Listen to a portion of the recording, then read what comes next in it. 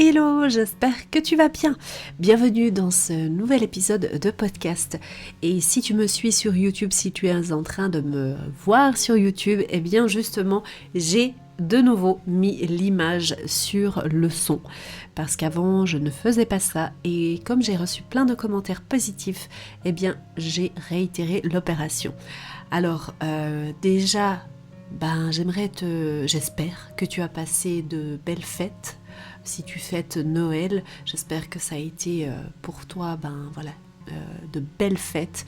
On est à quelques jours là de la nouvelle année.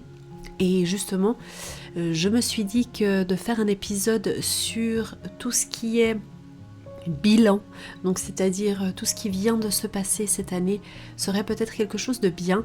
Et aussi pour un petit peu partager avec les personnes qui ont vraiment beaucoup de mal, comme moi, à se fixer des objectifs, à comprendre exactement comment ça fonctionne et pourquoi. Alors le pourquoi s'en fixer, en tout cas pour ma part, j'arrive quand même à comprendre, mais c'est vrai que jusqu'à il y a peu de temps, eh bien pour moi c'était hyper difficile de me fixer des objectifs. Je m'en fixais, mais c'était jamais très très clair dans ma tête.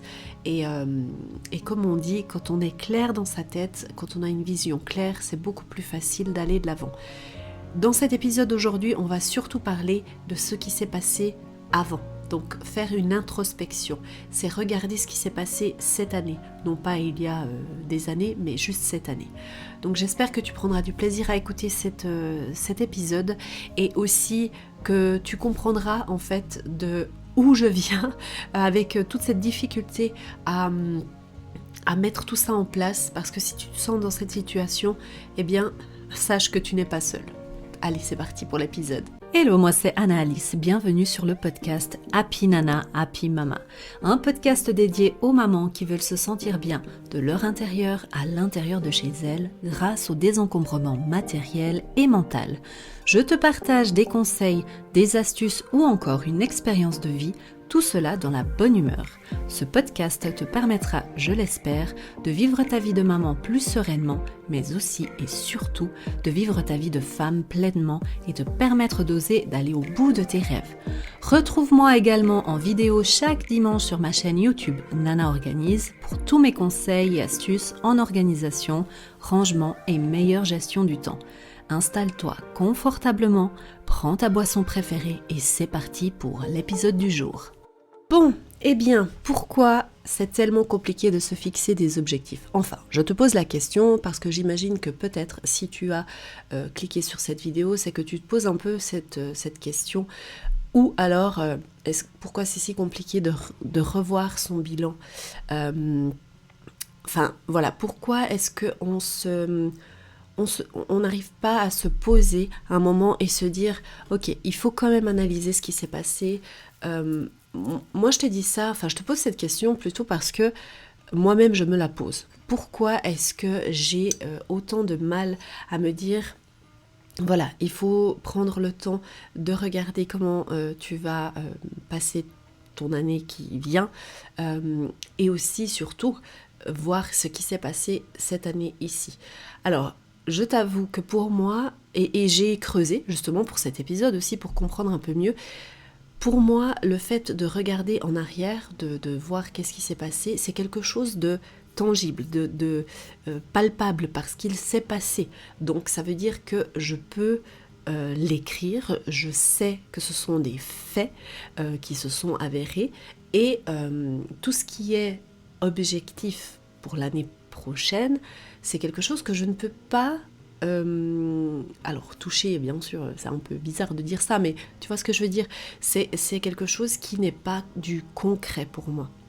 Donc c'est pour ça que j'ai autant de mal personnellement et je parle là de moi parce que je sais que je suis pas seule dans ce cas de figure et du coup c'est pour ça aussi que j'ai envie de l'exprimer et de le partager avec toi de cette manière. Parce que si tu te retrouves dans cette période de l'année qui est déjà un peu stressante pour tout ce qui est organisation, planification et tout ce qui s'ensuit, le fait encore de devoir alors tu vois, en plus je le dis le devoir, comme si c'était un truc horrible à faire, mais de se poser et de regarder un peu ce qu'il en est, eh bien ça te stresse, eh bien voilà, moi je compatis.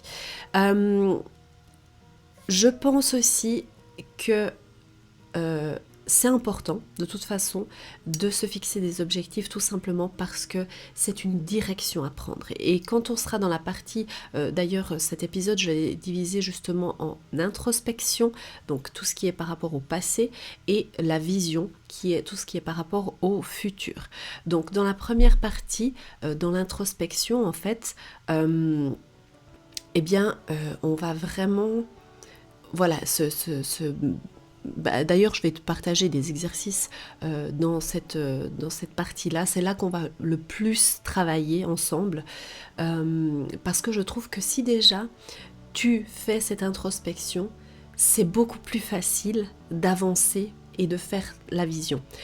Et pourquoi je te dis ça? Parce que ça semble peut-être logique pour toi, mais j'ai compris ça il y a très peu de temps quand justement j'étais en train de... alors j'ai pas terminé encore, mais quand j'étais en train de mettre en place mes visions pour le futur, mes objectifs pour l'année prochaine et dans 5 ans, etc. Parce que j'ai travaillé avec Sarah de Zenly Organized pour réussir justement à avancer là-dessus. Et ce que j'ai compris, c'est parce que Sarah, en fait, a mis en place, alors ça en anglais, mais elle peut très bien t'aider aussi si tu as la même difficulté que moi en français, parce qu'elle parle français, mais si tu veux, les documents qu'elle a créés sont en anglais. Et c'est au moment où j'étais en train de regarder ces documents, dans quel ordre aller, que ça m'a fait tilt en fait. C'est que moi j'avais beaucoup de mal à me projeter dans le futur aussi parce que je ne prenais pas le temps de faire le bilan, ça je le faisais en règle générale, mais aussi d'avoir cette vision, tout simplement. Tu sais, la partie du rêve un petit peu quelque part, mais de le mettre vraiment par écrit. Et en fait, je passais directement, alors qu'est-ce que j'aimerais pour 2022, qu'est-ce que j'aime... Et du coup, c'est hyper loin, hyper vague, tandis que si tu prends le temps, voilà, de visualiser comment est-ce que tu te vois, avec qui tu es, comment tu es habillé, enfin, c'est des trucs vraiment qui... et puis après, elle te guide avec certaines questions qui vont te donner déjà un chemin dans ce que tu aimerais bien faire. C'est pas un truc qui obligatoirement va se passer. Et je pense que ce qu'il y a de très important aussi, et ce que j'ai compris, c'est que finalement, les objectifs ne sont pas là forcément pour les atteindre. Par exemple, tu as fixé un chiffre d'affaires, je sais pas... eh bien, c'est pas grave si tu n'atteins pas forcément ce chiffre d'affaires, d'ailleurs tu peux même le dépasser, c'est encore mieux, hein. Mais disons que c'est vraiment, en fait, c'est comme un GPS qui te guide dans cette direction. Et toutes les étapes entre deux pour réaliser cet objectif-là, en fait, c'est une adresse que tu mets pour te guider vers cette destination. Et c'est là que j'ai vraiment eu ce tilt-là avec voilà, l'ordre dans lequel le faire et aussi comprendre que finalement, l'objectif final n'est pas un but en soi, c'est plutôt une direction. Et ça, mon ami, ça change tout. Ok, donc on va commencer à parler de l'introspection. Donc l'introspection, c'est tout ce qui a à voir avec ton passé, avec l'année qui vient de passer. On va pas aller fouiller dans ton passé, hein. C'est pas une psychothérapie qu'on va faire ici, c'est juste un bilan de ce qui vient de se produire cette année. Pourquoi on fait ça? Principalement parce que tu ne peux pas avancer dans ton futur sans te retourner sur ton passé. Encore une fois, sur cette année qui vient de passer.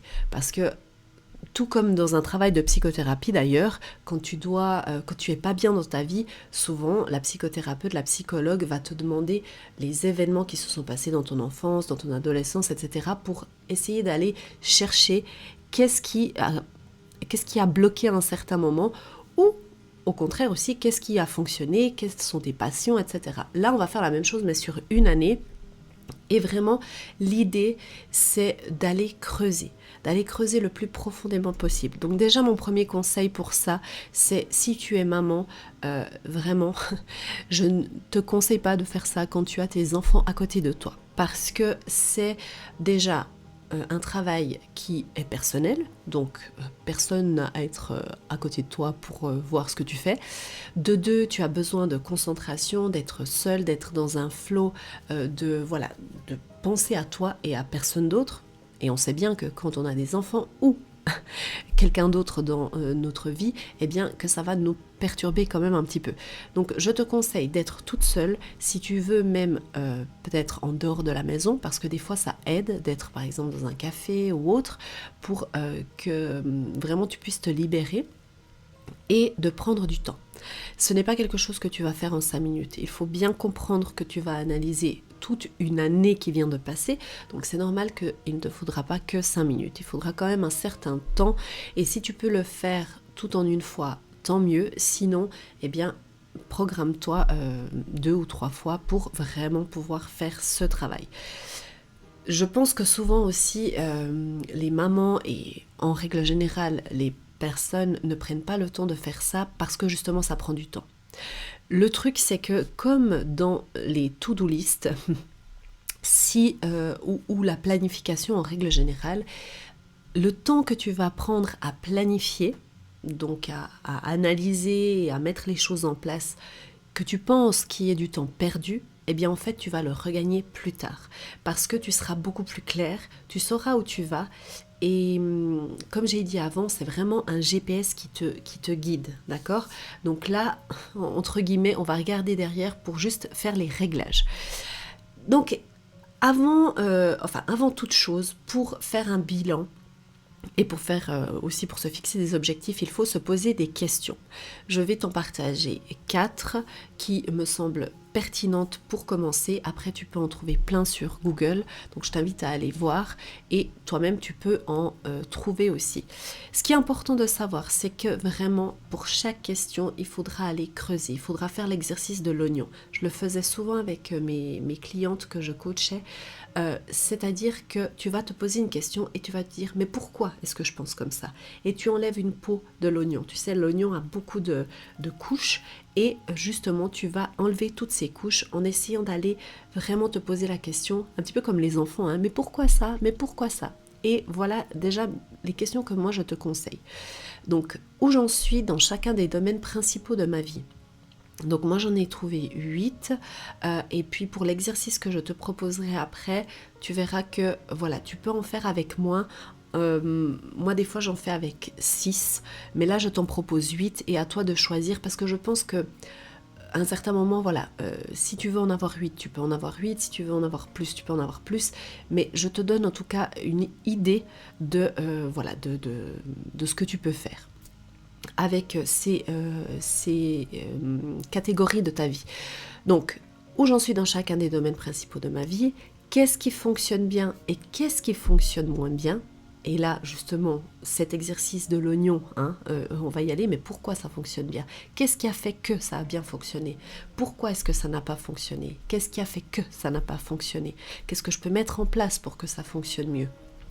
Et qu'est-ce que... c'est la prochaine question.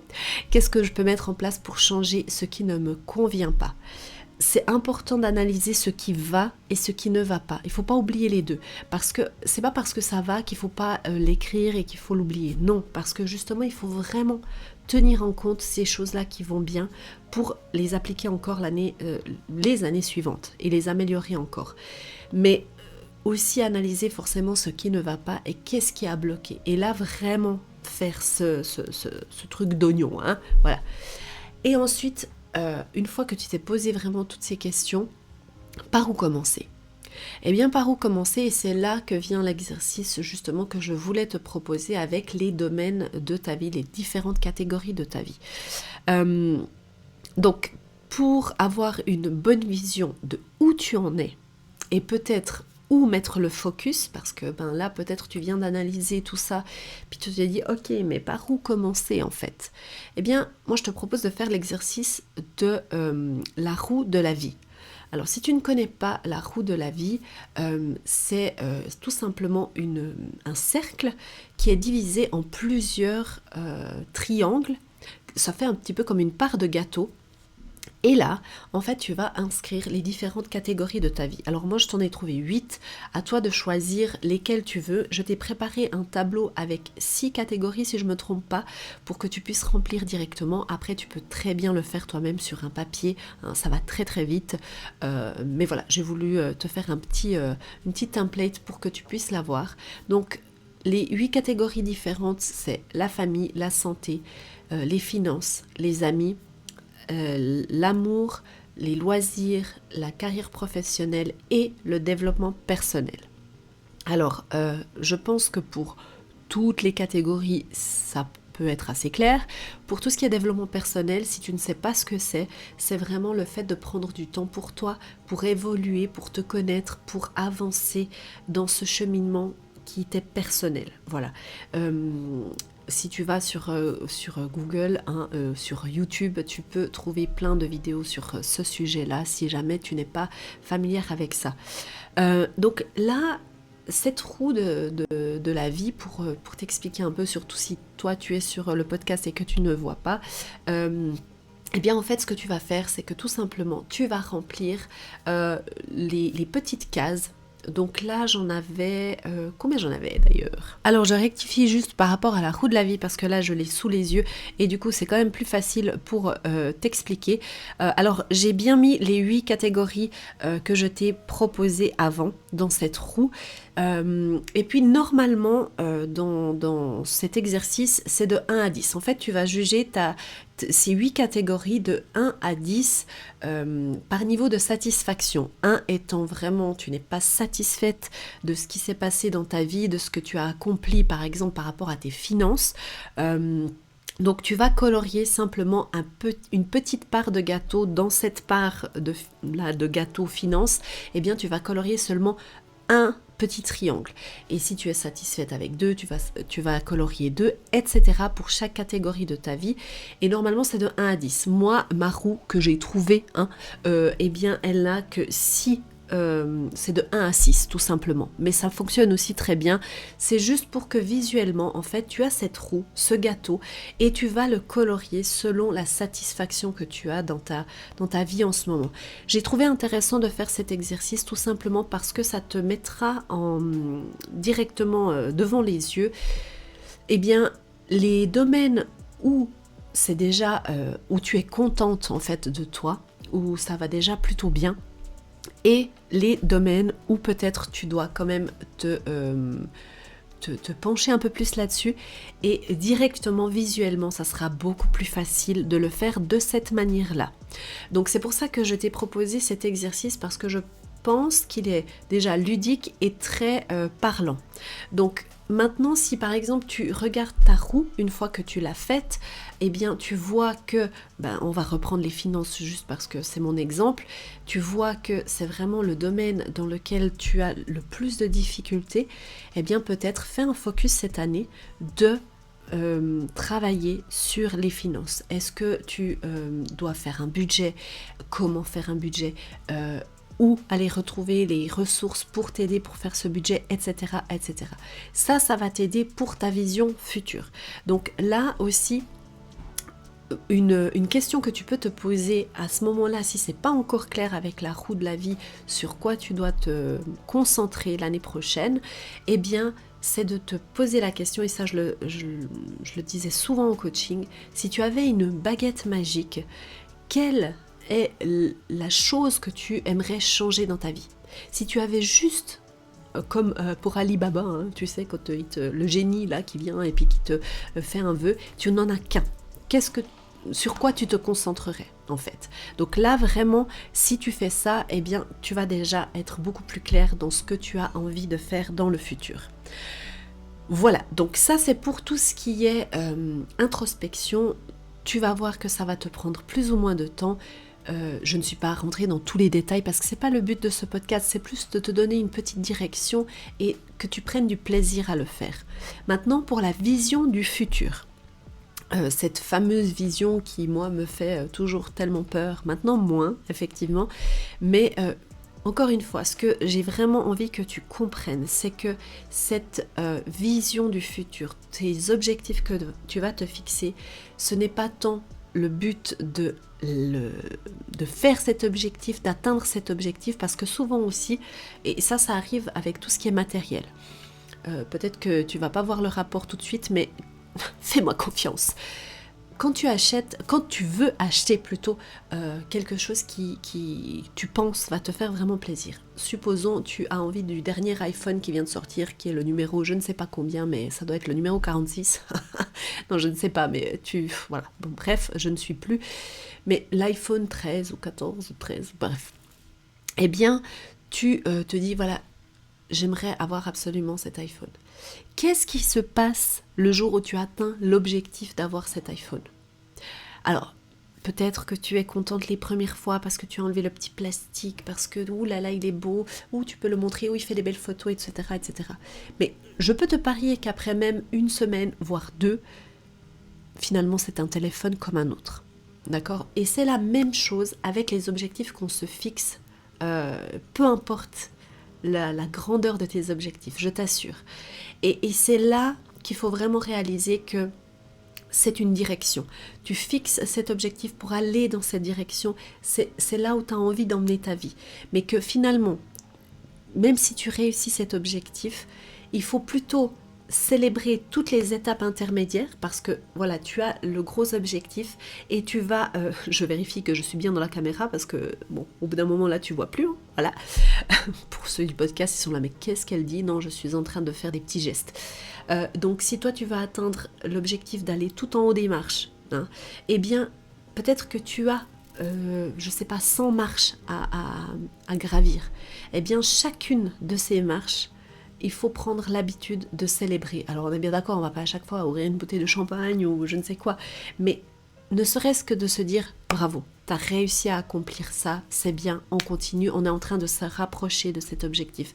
Si tu fais ça, en fait tu prendras beaucoup plus de plaisir de 1 à fixer tes objectifs, parce que tu te mettras moins de pression quant à l'objectif final, et de 2, tu seras beaucoup plus dans le plaisir de le faire. Voilà. Mais voilà. Ça, c'est pour vraiment te donner cette idée que c'est vraiment un GPS que tu vas suivre. Au fur et à mesure du chemin, ce qui va être important de comprendre, c'est qu'en fait, qu'est-ce qui va se passer quand tu as un objectif? En fait, tu vas tout simplement mettre des systèmes, des habitudes, des routines en place pour réussir à atteindre cet objectif-là. En règle générale, on reprend notre objectif finance. Par exemple, tu t'es fixé comme objectif en 2022 d'atteindre, je ne sais pas, de rembourser tes dettes par exemple, ou de mettre un certain montant de côté, eh bien là, qu'est-ce que tu vas faire? Tu vas quand même devoir mettre en place certaines bonnes habitudes, parce que si tu continues à faire ce que tu as fait jusqu'à maintenant, tu vas obtenir les résultats que tu as obtenus jusqu'à maintenant. Et ouais, ça il n'y a pas de secret. Donc tout simplement, tu vas mettre en place des habitudes, des systèmes, ça veut dire par exemple, peut-être tu vas prendre une banque, tu vas comparer les taux pour avoir un meilleur taux, ou tu vas décider peut-être d'investir, ou bref, tu vois, toutes ces choses-là, c'est ça qui est important finalement dans les objectifs, plus que le but final, encore une fois, je me répète, mais je me répéterai jusqu'à la fin, parce que la répétition est l'art de l'apprentissage, il paraît. Voilà. Ah, you're welcome. Et puis, qu'est-ce que j'ai encore noté? Ah oui, très important, et je vais terminer ce podcast ici sur ça, c'est que mon dernier conseil, c'est de vraiment, quand tu vas dans la nouvelle année, donc en 2022 ou 2023, peu importe l'année que tu me regardes ou que tu m'écoutes, eh bien, je te conseille, en fait, je ne te conseille pas, allez, c'est le non-conseil, de te fixer de bonnes résolutions. Les bonnes résolutions, pour moi, ça ne sert strictement à rien du tout. On peut être très content jusqu'au 31 janvier et encore, et après tout s'évapore parce que tout simplement la vie reprend le dessus, parce qu'on réalise que finalement on s'est fixé des trucs de fou et que en plus on s'en est fixé beaucoup. déjà, moi qui travaille beaucoup sur les habitudes, les bonnes habitudes, je sais qu'une habitude doit déjà être en place pendant minimum 1 mois pour réussir à faire que ça soit ancré en toi et qu'on travaille une habitude à la fois. Donc c'est long, mais si tu le fais comme on le fait à chaque fois, ou moi je le fais pas, hein, d'ailleurs ça fait des années que je le fais plus, mais de mettre des bonnes résolutions, en règle générale, tu n'as pas juste une bonne résolution et c'est bien là le problème. Donc mon conseil maintenant, à part le non-conseil, c'est de, plutôt que de « Ah bah il y a un café qui se fait, j'arrive !» Ah là là là là. Mon conseil vraiment, c'est de ne plus te fixer de bonnes résolutions pour l'année qui vient, mais de simplement choisir un thème pour ton année. Donc, exemple, je te donne des mots. Moi, j'avais choisi comme thème simplifier une année. Tu peux aussi mettre en avant des catégories de ta vie que tu aimerais vraiment mettre en avant, comme la famille, la santé, ou alors, par exemple, te dire cette année, j'ai envie d'être dans la gratitude, de vraiment reconnaître ce que j'ai, d'être contente pour voilà, dans quoi je vis, ce que j'ai, ce que je possède, les gens avec qui je suis, etc. Choisis plutôt un thème plutôt que des bonnes résolutions. Voilà, j'espère que ça a été clair, hein, parce que, en tout cas, pour moi, c'est ce que je fais. Je n'ai pas encore choisi le thème parce que pour moi, je pense que je me fixe un thème pour tout ce qui est professionnel et un thème pour tout ce qui est privé. Mais je pense que cette année, je vais de nouveau me refixer le même thème qui était... je ne sais même plus si c'était l'année passée, du coup j'ai un doute. C'est simplifier. Pour moi, c'est hyper important d'aller dans la simplification de tout parce que j'en ai besoin. Voilà. Et sinon... Alors, n'oublie pas que je t'ai mis un petit... pourquoi je dis toujours petit en fait? Non, je t'ai mis un document que tu pourras remplir pour faire la roue de la vie. Si tu penses que ça a été utile pour toi, n'hésite pas à partager avec toutes les femmes, avec toutes les mamans que tu connais et même même si c'est pas des mamans, même si c'est pas des femmes, tu peux bien sûr le partager. Parce que je pense que même si tu es en cours d'année, c'est pas grave, tu peux toujours regarder à ce qui s'est passé avant et te fixer des choses pour après. Donc même si tu écoutes cet épisode en plein milieu d'année, n'hésite pas à partager sur les réseaux sociaux si tu trouves que ça t'a aidé, que ça t'a été utile et que ça peut aider quelqu'un, parce que c'est comme ça que tu vas pouvoir aider à ce que cette chaîne se fasse connaître et que mon travail soit mis en avant. Donc je te remercie déjà d'avance et je crois que c'est tout. Eh bien j'espère sincèrement que cette vidéo t'a plu. N'oublie pas de venir me voir sur Instagram, c'est là que je suis quasi au quotidien.